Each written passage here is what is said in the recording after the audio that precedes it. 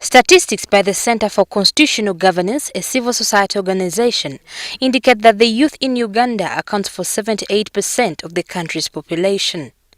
Of these, 49% deliberately refused to participate in the 2011 general elections, leaving the elderly to decide on the country's political future. Because here we have only one person who has a vision for this country, and yet we are so many out there. We need to really rise up. I see many times, I see young people saying, yes, he's the only one with a vision. And I say, why were you born if there is only one person with a vision? Many intellectuals in Kampala vote from their clubs. They're drinking wine and the voting is going on. So the way are voting for you. Then at the end you say, hey, how did we get this candidate? We got him because you are not there. The Speaker of Parliament, Rebecca Kadaga, shifts the blame on leaders in the various political parties in Uganda for failing to nurture the youth in democracy.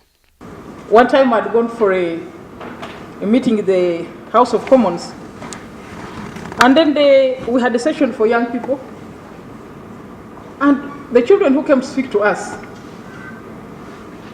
one was from the Labour Party. He was 17 years old. Said, I'm a member of the Labour Party. I said, hey, this child is a member of the Labour Party and was speaking about his party and really I said, hey, there's something here, you know.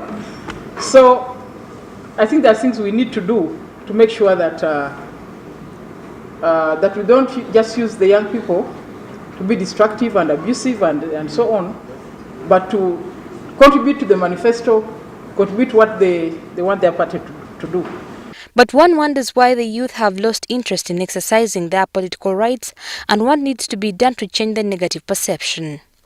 The question of massive unemployment, lack of mobilization and awareness and desire. You have a lot of apathy, lack of knowledge and desire to participate in governance and demand for accountable leadership. You have to love your country. I think this is an absolute.